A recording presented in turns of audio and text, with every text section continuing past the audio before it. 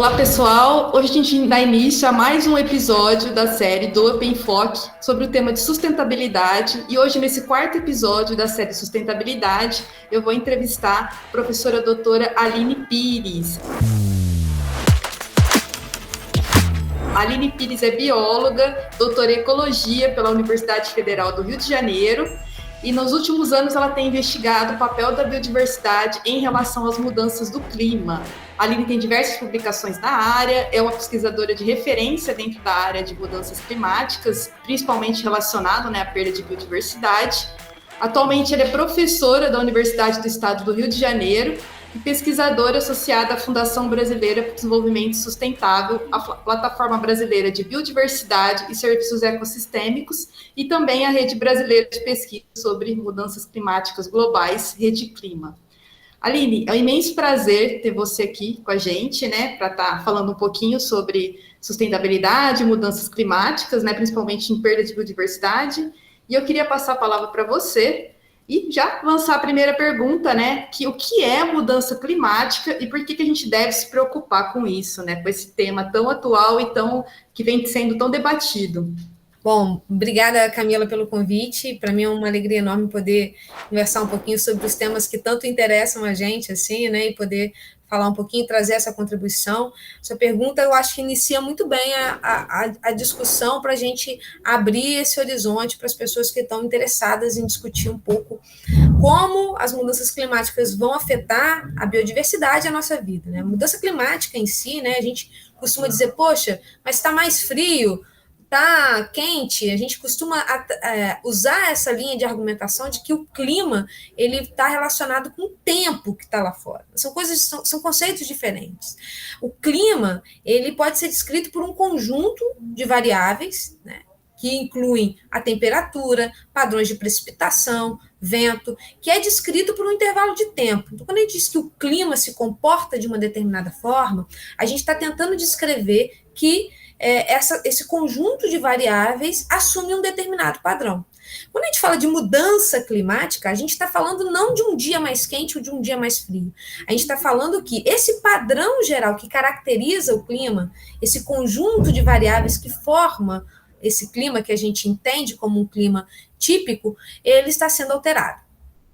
Bom, e isso é inequívoco, Hoje a gente sabe do impacto das mudanças climáticas nos últimos 50 anos, a gente sabe que o clima que a gente conhece para o nosso planeta nos últimos 50 anos tem mudado drasticamente, relacionando uma série de padrões de mudança. O que é essa mudança climática? A gente está falando de um aumento de temperatura, basicamente em todo o globo terrestre, então quase todas as regiões do globo vão experimentar aumento de temperatura em diferentes níveis e graus de preocupação distinta.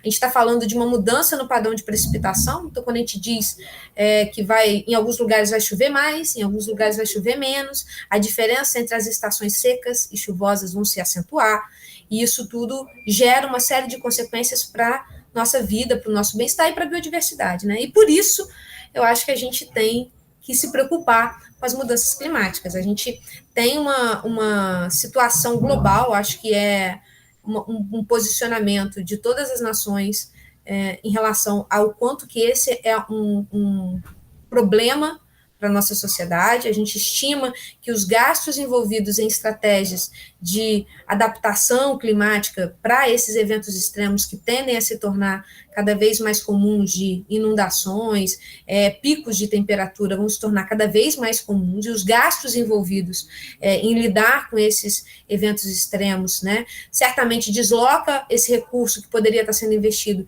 em educação, em segurança. Então, de alguma forma, o clima é um tema que permeia toda a nossa vida e como a gente gerencia os governos em si, como é que a gente decide utilizar esse recurso. Então, a gente vai precisar tratar isso com urgência, e quanto mais tempo a gente demora para fazer isso, mais próximo de uma situação de risco a gente está. Então, por isso que a gente deve se preocupar, porque essa mudança, de fato, essa ação voltada para as mudanças climáticas é para ontem. Quando você fala dessa preocupação, quais seriam as projeções que a gente tem do IPCC, assim, nos melhores e piores cenários, assim, mais ou menos nos próximos anos? de aumento de temperatura? Bom, Camila, a gente teve recentemente um relatório, né, do IPCC. Eu acho que a melhor situação, para quem não conhece o IPCC é o painel intergovernamental para a mudança climática, uma instituição que reúne cientistas do mundo inteiro para sintetizar as informações do melhor conhecimento que a gente tem disponível sobre o clima, e que, com frequência, faz síntese sobre essas informações que a gente tem disponível. Esse ano a gente teve mais um desses relatórios, né, ele é dividido em diferentes grupos de trabalho, e a gente tem previsões que apontam que algumas regiões, por exemplo, do globo, vão poder experimentar aquecimento de até 6 graus Celsius, né? Só para a gente entender o que isso significa, por 6 graus Celsius é uma diferença de verão e inverno. A gente tenta trazer isso para essa dimensão de escala. Mas só para a gente entender o risco associado a isso, uma série de perdas econômicas no mundo inteiro, um aumento de temperatura de 1,5 graus já é dito como catastrófico. Isso já vai comprometer a vida de milhares de pessoas no mundo inteiro. 1,5 graus. Porque a gente está falando de uma mudança num comportamento médio, não nesses momentos, nessa dinâmica comportamental. E aí você pode imaginar que em alguns lugares do globo, mais do que esse aumento de 1,5 graus, alguns lugares vão experimentar um aumento de até 6 graus.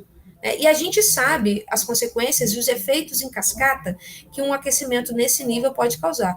Hoje, né, para a gente entender um pouco o tipo de consequência que pode se esperar desses eventos que vão se tornar cada vez mais extremos, é o que a gente está observando agora, né, noticiado na Europa. Esses anos cada vez mais quentes e secos tendem a ser uma combinação catastrófica para uma série de sistemas. Então, o que é esperado? Uma mudança na distribuição, para o Brasil especificamente, por exemplo, né, esperado uma mudança na distribuição das chuvas, com algumas regiões se tornando mais secas na média do que outras, que vão se tornar com aumento de precipitação. Por exemplo, no sul do país é esperado um aumento nos padrões de precipitação, que pode levar a um aumento na ocorrência de inundações. A gente tem respostas distintas em diferentes porções da Amazônia. O Brasil, né, sendo um país continental, a gente pode esperar que cada região vai responder de um jeito, e essa resposta distinta, tanto numa escala brasileira, né, com cada uma das regiões respondendo de uma forma distinta, quanto numa escala global também, com as demandas de cada um dos países sendo distintas, carece do diálogo e do estabelecimento de estratégias que, de alguma forma, deem conta dessa heterogeneidade de respostas, né? A temperatura é algo que funciona mais uníssono num contexto global, né? A gente espera um aumento de temperatura generalizado no território, em todo o território. Agora, precipitação pode diminuir em algumas regiões, pode aumentar em outras, então isso carece um pouco mais de análise e levar em consideração essa complexidade. Você falou desses resultados, né? Como que as ações do homem, assim, alterou drasticamente o clima, né? E também a distribuição dos ecossistemas naturais. O que a gente tem feito para poder afetar tanto, né, nesse fator? Legal, Camila, essa pergunta é super importante, né? Porque principalmente as pessoas que tentam trazer e questionar as mudanças climáticas em relação a um evento que de fato está acontecendo, diz e traz, né? Mas a gente já experimentou períodos mais quentes, isso está atrelado com o comportamento do ciclo solar, né? Isso tudo são eventos e processos que a gente conhece como processos importantes para determinar o clima. Porém, né, como é que a gente sabe, então, que é a gente que está causando isso? Como é que isso é feito? Bom, basicamente, a gente tenta entender o clima, como ele funciona, a partir de modelos. Né? Modelos, basicamente, onde a gente tem um comportamento e ele vai ser predito, ele vai ser explicado por uma série de outras variáveis. Quando a gente faz o seguinte, vamos imaginar o passado, vamos imaginar o que aconteceu, como é que deveria se comportar o clima passado se o modelo que explica o clima fosse desse jeito. E aí a gente coloca ali ciclo solar, atividades antrópicas, e aí a gente sabe como é que o clima se comportou. Então a gente consegue comparar o modelo exatamente quanto, de fato, como o clima se comportou. E a gente fala, bom, esse modelo de fato ele funciona. A mesma coisa, então, nos últimos 30 anos, vou assim dizer, quando a gente pega o modelo que usa a atividade antrópica como um componente desse modelo para explicar a mudança do clima, é batata. Tá tudo certinho ali. O modelo é exatamente como a temperatura se comportou nesses últimos 30 anos. Agora, quando a gente tira o homem, ou seja, não, vamos dizer que o homem não tem influência no clima. O modelo simplesmente não consegue explicar o padrão de temperatura que a gente observou nos últimos anos. Ou seja, de fato, o papel do homem na explicação do clima dos últimos 50 anos é inequívoco. E o que é essa mudança? Né? Como é que a gente faz isso? Bom, as mudanças climáticas, elas são fruto do aumento da concentração de gases de efeito estufa na atmosfera. Esses gases de efeito estufa incluem, por exemplo, o CO2, né, o dióxido de carbono, metano, que são fruto de diversas atividades. Né? No Brasil, especificamente, a gente tem o desmatamento como uma das principais causas de emissão de gases de efeito estufa para a atmosfera. Né, em vários outros, e além disso soma-se a queima de combustíveis fósseis, uma série de outras atividades industriais que podem contribuir para o aumento na concentração de CO2 na atmosfera, e a gente também tem atividade pecuária, que tem uma contribuição grande também para a emissão de metano. Em algumas outras regiões do globo, a gente sabe da importância de alguns cultivos de arroz, por exemplo, para a emissão de metano. Então, a gente tem, em cada contexto regional do planeta, a gente tem fontes distintas. No Brasil, nós temos contribuído para a mudança climática, principalmente através do desmatamento e das perdas recentes de floresta. Quando a gente fala de perda de biodiversidade, né, qual seria essa consequência dessa perda de biodiversidade quando a gente pontua, né, ecossistemas aquáticos e terrestres? Legal, Camila. É importante a gente diferenciar primeiro o que a gente pode esperar em termos de ameaças, né? A gente costuma entender essa questão da perda de biodiversidade como uma resposta a uma série de outros processos, inclusive as mudanças climáticas são um dos principais vetores de perda de biodiversidade, mas soma-se a isso, né? A gente costuma dizer que tem 5 cavaleiros do apocalipse para a biodiversidade. As mudanças climáticas, a perda de habitat através da mudança do solo, a invasão biológica, a sobreexploração das espécies e a poluição. Essas são as 5 principais causas de perda da biodiversidade. Bom, falando aqui, imagino que vocês estejam imaginando que cada uma dessas coisas influenciam ecossistemas terrestres e aquáticos de forma distinta.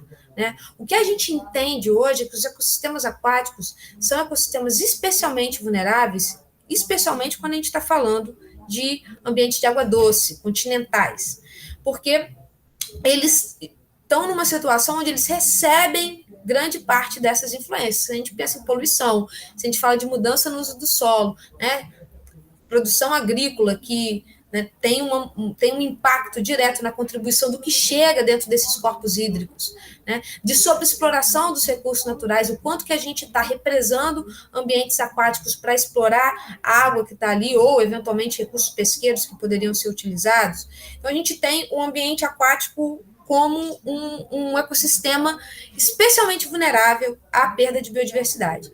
Em contrapartida, é um dos ambientes que a gente menos conhece, comparado com o ambiente terrestre. Além disso, né, se a gente pensar no contexto das mudanças climáticas, que a gente estava falando anteriormente, muitos ambientes aquáticos, eles surgem a partir da precipitação. Muitos ambientes aquáticos, eles são construídos, ou eles são mantidos, para usar o termo mais correto, a partir desse padrão de precipitação. Então, quando a gente pode imaginar, se a gente diminui esse padrão de precipitação, a gente pode ter um impacto negativo para a permanência desses ecossistemas e, consequentemente, de toda a biodiversidade que está ali. Para a biodiversidade terrestre, a gente já tem isso um pouco mais mapeado, vamos assim dizer, né? A gente já consegue entender melhor, por exemplo, o impacto que as mudanças climáticas vão ter para a distribuição das espécies. A gente tem, né, uma série de processos que vão afetando os padrões de sobrevivência e reprodução das espécies e vão deslocando essas espécies para climas que são mais favoráveis para a permanência dessa espécie.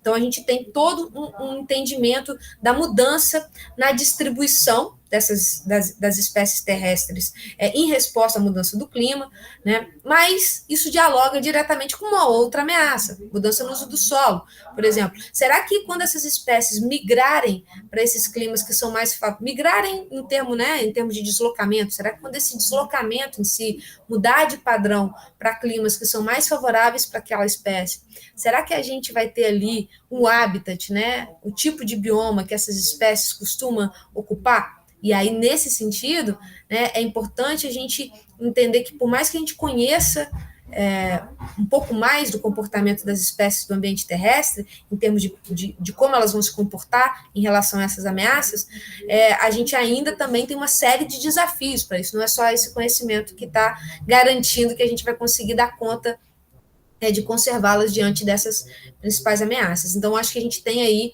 essa diferenciação. O ambiente aquático, os ecossistemas aquáticos tendem a ser especialmente sensíveis, são considerados um dos principais, um dos sistemas mais sensíveis em relação a essas ameaças. A gente ainda sabe pouco sobre da capacidade de resposta. Alguns vetores são especialmente drásticos para ambientes aquáticos, como é o caso da poluição.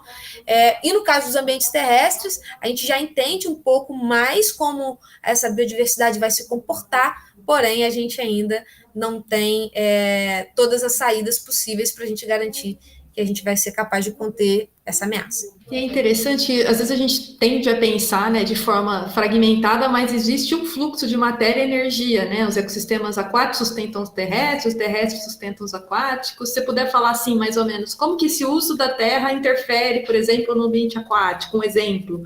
Perfeito, Camila. Assim, hoje, quando a gente pensa por exemplo, né, conservar um sistema aquático, quando a gente imagina um riacho, um rio, né, a gente já imagina o quanto que a conservação do ambiente terrestre no seu entorno, né, o que a gente chama de mata ciliar ou vegetação ripária no entorno de um rio, o quanto que aquela componente é extremamente importante para garantir a biodiversidade que está ali dentro.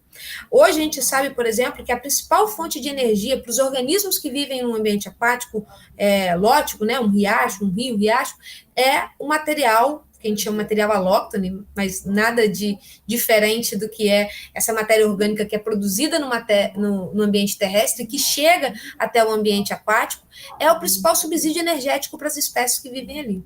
Então, se a gente desmata, na verdade, né, um ambiente em torno de um corpo aquático, o que, na verdade, a gente está fazendo, no final das contas, e de forma simplória, mas para ficar mais claro, a gente está talvez matando ele de fome, no sentido de não deixar que essa, que é uma das principais formas de energia que chega no ambiente aquático, de fato seja capaz de subsidiar a biodiversidade que tem ali. E da mesma forma, assim como o que acontece ali pode influenciar o que está acontecendo no ambiente aquático, vários organismos que a gente entende como importantes elos da biodiversidade no ambiente terrestre têm fases da vida no ambiente aquático. Então, eles precisam de um ambiente aquático saudável para que eles consigam se desenvolver ali, né? Então, por exemplo, diversas larvas de inseto têm uma fase de vida aquática e precisam de um ambiente aquático sadio para se desenvolverem, e aí, quando eles ganham a vida adulta, vão desempenhar uma série de papéis ecológicos importantes no ambiente terrestre. Então, essa relação do ambiente aquático com o terrestre, né, a gente acaba segmentando muito, mas um é extremamente dependente do outro. Muito interessante. E eu queria que você falasse um pouquinho sobre a sua atuação em pesquisa, né? Eu vi que você é pesquisadora da Fundação Brasileira para o Desenvolvimento Sustentável. Fala um pouquinho para a gente qual que é a sua atuação dentro dessa fundação, como é que iniciou tudo isso. Legal, Camila. A Fundação Brasileira de Desenvolvimento Sustentável surge num momento muito particular da história ambiental do Brasil, né? Ela surge logo após a Rio 92, né, que foi o encontro que aconteceu aqui no Rio de Janeiro e estabeleceu uma série de instrumentos importantes, como a Convenção da Diversidade Biológica, como a Convenção Quadro do Clima, né? Então, a de combate à desertificação. Foi um momento muito importante no movimento ambiental global. Então, inspirados um pouco nesse movimento, nessa discussão, a Fundação ela surge na tentativa de mobilizar o setor privado para engajar projetos de desenvolvimento sustentável. Então, essa é um pouco a lógica. Como é que a gente pode pensar de maneira estratégica o estabelecimento de projetos que tenham e dialogam mais com essa pauta que estava surgindo e ganhando força ali. Então, para isso, né, contou com uma série de instituições fundadoras da fundação, e hoje a gente desenvolve uma série de trabalhos em diferentes temáticas. A gente transitou um pouco nesse sentido, fazendo, por exemplo, inventário de carbono das empresas, tentando entender um pouco mais o impacto que essas empresas têm para a dinâmica climática. A gente recentemente foi responsável pelo mapeamento numa escala única, inédita no Brasil, mapeando basicamente, imaginem, dividir o Brasil em pedacinhos de 5 metros quadrados e você dizer exatamente o que tem ali, né? Então, a gente foi responsável pelo mapeamento da Mata Atlântica, pela Caatinga. A gente está no processo de mapeamento da Caatinga.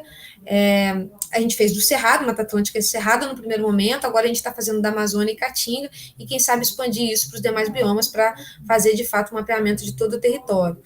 Especificamente, eu tenho trabalhado na Fundação dentro de uma perspectiva um pouco mais voltada para entender os impactos do rompimento da barragem de Fundão, para o Rio Doce, para a região costeira e marinha, e como a gente pode estabelecer um plano de reparação para isso. Então, eu estou basicamente à frente dessa proposta. A gente tem uma série de outros projetos, convido todos que tiverem um pouco mais interesse em entender a atuação da Fundação, mas é uma fundação sem fins lucrativos que busca implementar esses projetos e articular estratégias para garantir ações que vislumbrem o desenvolvimento sustentável no país.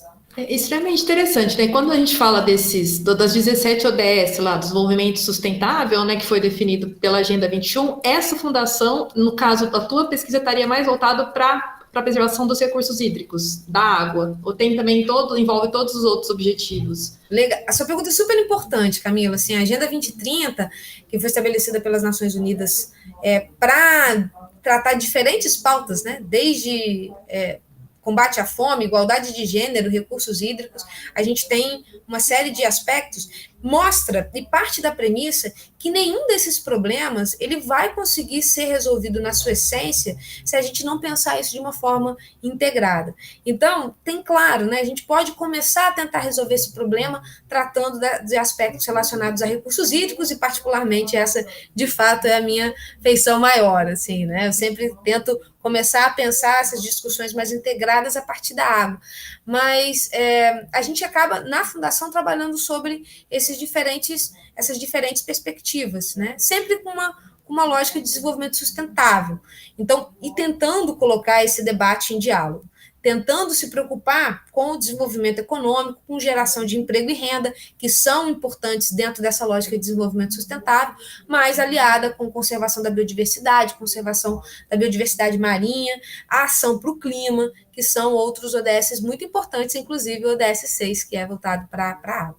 É extremamente importante, né? Você chegou a falar um pouco, quando a gente fala de sustentabilidade, não pode esquecer que tem os 3 pilares, né? Social, econômico, além do ambiental. Você chegou a mencionar essas estratégias, né? Então, quando a gente pensa, por exemplo, quais seriam as estratégias que a gente poderia alcançar, pensando numa sustentabilidade global, né? E qual seria o papel das políticas públicas nesse cenário? Mais ou menos, como você enxerga tudo isso? Bom, eu acho que a gente tem um aspecto, quando a gente pensa em sustentabilidade, né, a gente está falando de uma agenda extremamente complexa. Então, a gente tem esses 17 objetivos, um prazo difícil, né? A gente tem em 2030, imagina que a gente vai chegar em 8 anos nesse mundo onde a gente não tem fome, tem saúde para todos, saneamento para todos, igualdade de gênero, emprego, desenvolvimento econômico. Então, a gente tem uma meta extremamente ambiciosa, né? E aí, como é que a gente pensa numa estratégia para chegar lá? É um lugar difícil de se imaginar, né? Tem algumas propostas, assim, algumas discussões. Eu acho que a gente pode pensar em termos por onde começar, por quais desses objetivos a gente precisa estabelecer para começar primeiro. Tem alguns modelos que popularmente são conhecidos como modelo de bolo de noiva. Não sei se vocês já ouviram falar desse modelo. Ele basicamente organiza os ODS, né, aquelas objetivos de desenvolvimento sustentável, não em caixinhas, uma do lado da outra. Mas eles entendem que 4 objetivos de desenvolvimento sustentável são a base das transformações que a gente espera para a sociedade, e essas transformações da sociedade, então, seguem observando essas transformações econômicas que o Objetivo de Desenvolvimento Sustentável, que essa agenda preconiza. Então, na base desse bolo de noiva, quem está ali? Biodiversidade terrestre, o ODS 15, biodiversidade marinha, o ODS 14, ação para o clima, que é o ODS 13, e água. Então, se a gente tiver basicamente uma biosfera funcionando adequadamente, água, clima razoável e conservando a biodiversidade, a gente vai construir a base, e aí já a segunda camada desse bolo, para o social, aonde a gente consegue explorar aspectos como educação, saúde, igualdade de gênero, e aí, tendo uma sociedade estruturada, vivendo em um ambiente saudável, a gente consegue avançar para as pautas econômicas, e aí sim pensar em diminuir as desigualdades, que é um dos principais ODS, um dos principais desafios que eu creio ser importante para a gente conseguir cumprir essa agenda como um todo. Então, a gente pode pensar nessa perspectiva, por onde começar. De uma outra forma, a gente pode pensar como é que a gente atinge esse termo que você usou, Camila, sustentabilidade global. Porque a Agenda 2030 também é uma agenda integrada e global. Como é que a gente vai chegar nisso no mundo inteiro? Né? É importante a gente levar em consideração que o status de sustentabilidade dos países no mundo é bem diferente. Né? Cada um dos países estão enfrentando desafios mais ou menos específicos, mais ou menos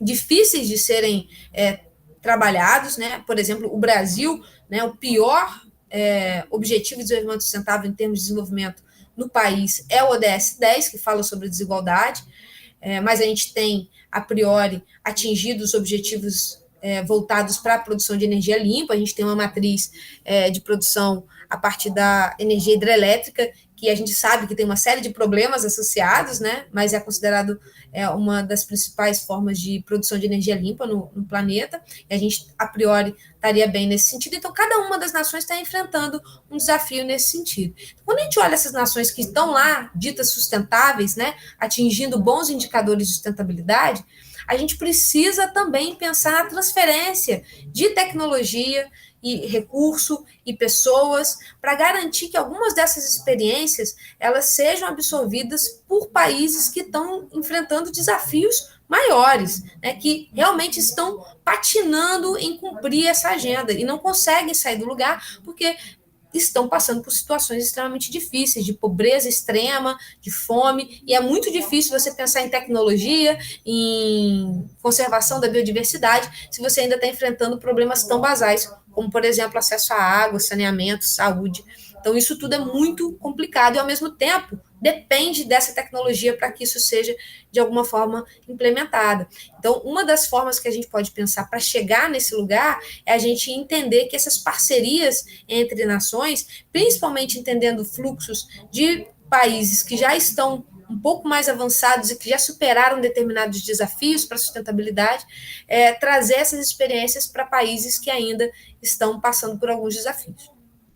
Diria que esses são duas formas de pensar essa saída, né, Camila? Exatamente, por isso que a gente precisaria de um investimento maior voltado também para as políticas públicas, né, que destinem um pouco o olhar para isso também, né? A gente está falando num contexto mais global, né? E quando a gente pensa com o papel como cidadão, como eu, como você, como qualquer cidadão pode contribuir, quando a gente fala de aquecimento global, parece que é algo que está muito longe, né, das nossas mãos. Como a gente pode contribuir para tentar reduzir, né, esse efeito do aumento do clima, com poluição e uma série de efeitos que a gente está tendo? Bacana. Cara, a gente tem basicamente, se a gente tentar entender, né, que as nossas atividades, o modelo de desenvolvimento que nos trouxe até aqui é um dos principais fatores que são responsáveis pelo aquecimento global, né, ou seja, a gente tem que pensar em mudar o nosso modelo de desenvolvimento. Como é que a gente se comporta, né? A gente tem uma série de situações, né? A gente na ciência acaba usando muito desses modelos e cenários para tentar imaginar possibilidades que colocam a gente em lugares mais seguros daqui a uns anos, né? O que a gente pode fazer? Então, eu falei no início da nossa conversa sobre esse limiar de 1,5 graus, que a partir daí a gente vai ter um mundo extremamente difícil. Esse limiar já é dito como muito pouco provável que a gente consiga cumprir, dado a velocidade com que a gente responde a essas mudanças climáticas, e a gente tem uma expectativa de que talvez a gente consiga, até o final do século, com um pouco mais de tempo, chegar nisso, mas a gente vai passar por maus bocados aí no meio desse caminho. O que a gente pode fazer, então, Aline? Dá para fazer alguma coisa?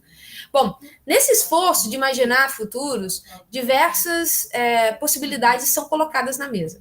E se todo mundo parasse de comer carne, por exemplo? Todo mundo para de comer carne no planeta. Será que a gente ia ter um impacto no clima? Porque a gente entende que a produção de carne hoje é um dos principais gatilhos para o desmatamento, né, que contribui para a emissão de uma série de gases de efeito estufa.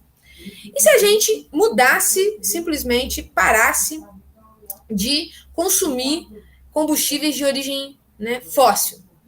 Paulo, vamos mudar toda a matriz energética no mundo inteiro. A gente conseguiria reverter essa aceleração?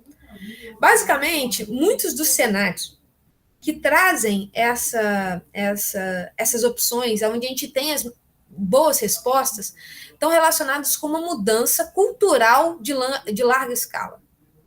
Então, é isso, basicamente assim. Quais são as possibilidades que, de alguma forma, parecem sugerir que é possível não ter um aquecimento com a magnitude que a gente espera?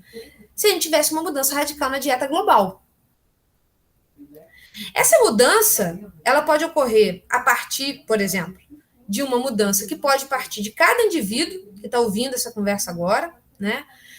E isso não necessariamente implica que você precisa parar ou deixar de comer alguma coisa, né? Eu acho que os meus colegas veganos ou vegetarianos poderiam trazer, por exemplo, que isso é muito importante, de fato pode ter um impacto super positivo, né? Mas eu acho que cada um, dentro da sua realidade, tentando imaginar o impacto que o seu modo de vida tem para o planeta, pode fazer escolhas para tentar diminuir esse impacto. Então, por exemplo, repensar a sua dieta é certamente um impacto positivo.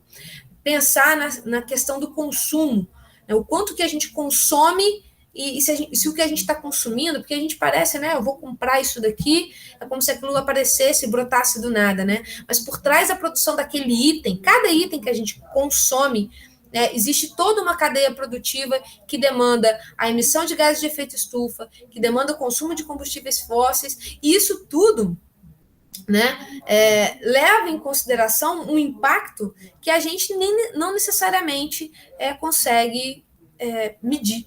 Então, eu diria, né, que cada um de nós, cidadãos, eu acho que a gente tem que repensar de fato o modo como a gente vive. A gente precisa comprar as coisas que a gente compra, a gente precisa de tudo que a gente parece precisar, trocar as coisas com a velocidade com que a gente troca. A gente pode fazer escolhas mais acertadas e se responsabilizar mais pelas escolhas que a gente faz, né? Aonde eu destino o lixo que eu produzo, né? Isso tudo eu acho que são reflexões que são urgentes para a gente. Então, eu acho que cada um de nós tem um papel importante nessa reflexão e tentar, na medida do possível, incorporar isso na sua vida e na vida de quem cerca a gente. Eu acho que isso vai ganhando escala e aí, quem sabe, a gente não consegue ter um movimento, uma mudança cultural geral na maneira como a gente pensa no nosso desenvolvimento. Aline, é muito interessante você falou essa questão das escolhas, né? Porque a gente vê de forma consciente e isso impacta desde a música que a gente escuta, né? Desde os ambientes que a gente frequenta, desde você falou qualquer coisa que a gente compra. Então, uma série de coisas culturais que estariam atrelados a todas essas escolhas sustentáveis, né? Para viver um pouco de uma forma mais sustentável. A gente está chegando no final, tá? Essa grande contribuição, né, nessa grande aula que a gente está tendo aqui com você. E eu queria que você, assim, como uma pergunta final, se você quisesse comentar uma coisa que não foi perguntada ou deixar uma mensagem de forma geral sobre esse tema que a gente está conversando aqui. Bom, Camila, acho que eu vou fazer um pouco das duas coisas, assim. E eu acho que dialoga muito bem com esse último papo, né? A gente costuma entender muito bem o clima, a gente sabe já as causas do papel do homem, a gente já entende potenciais saídas, a gente sabe o impacto que isso tem para a biodiversidade, a gente sabe o impacto que isso tem para o nosso bem-estar. Mas o que falta, então, para a gente fazer essas transformações? Falta a gente começar a incluir as pessoas nesse processo de transformação, nesse processo de decisão. Então, acho que quando a gente imagina a sustentabilidade, né, ou preconizada pela Agenda 2030, né, os Objetivos de Desenvolvimento Sustentável, o quanto que, de fato, essa visão de mundo está alinhada com todas as formas de ver o que é o mundo, com toda a sustentabilidade. Hoje a gente sabe, por exemplo, que as terras indígenas têm um papel fundamental na manutenção de estoques naturais de carbono, e o papel e o impacto que elas têm para a conservação desses estoques e, consequentemente, o controle das mudanças climáticas é enorme. Né? A gente está falando aqui dessas escolhas individuais, aqui, sobre como cada escolha individual de cada um pode transformar. Então, acho que a grande mensagem que eu tenho, acho que é importante reforçar, que é fundamental que a gente inclua as pessoas nesse processo. E incluir as pessoas nesse processo é incluir as diferentes formas de ver o mundo que as pessoas trazem para esse processo. É se valer, por exemplo, do conhecimento tradicional indígena, que tem uma contribuição fundamental nesse sentido, é se valer também do conhecimento produzido em povos originários da América Latina, da África, da Índia, que traz uma série de conhecimento importante e que propõe também formas de enxergar a sustentabilidade para além do que a proposta da Agenda 2030 também traz e faz uma contribuição importante. E eu acho que reconhecendo um pouco isso, né, que estabelecendo diálogo com as pessoas é que a gente vai conseguir fazer as transformações que a nossa sociedade precisa, é que a Plataforma Intergovernamental de Biodiversidade e Serviços Ecossistêmicos, a IPBES, né, que é uma instância equivalente ao IPCC para a biodiversidade, produziu recentemente um relatório, um assessment, onde ela reuniu pesquisadores do mundo inteiro para falar de valores. Como é que é importante a gente incluir os valores das pessoas, as diferentes formas de enxergar o mundo na discussão da conservação da biodiversidade, na discussão do controle das mudanças climáticas. Então, sem isso, eu acho que a gente vai continuar sendo extremamente inefetivo. E aí eu acho que é fundamental incluir toda essa diversidade biocultural que a gente tem, né, nesse processo, porque aí a gente vai conseguir, certamente, fazer um processo muito mais efetivo e, de fato, garantir esse futuro para todo mundo. Aline, muito obrigado, excelente, acho que a contribuição que você trouxe aqui para a gente dentro do Portal do Conhecimento é de extrema importância, né? Tanto para a forma mais reflexiva, tanto de informativa, traz conceitos que a gente muitas vezes não tem acesso, né? Às vezes numa forma mais popular, a gente não tem acesso a todos esses dados, a tudo o que acontece realmente nesse contexto global. Então, eu queria te agradecer, foi um imenso prazer conversar com você. E obrigado pela aula, por tudo. Pessoal, esse episódio vai ficar no nosso portal de conhecimento do UpQuesta. Acompanhe a série de sustentabilidade no Up Enfoque, no podcast, e até mais.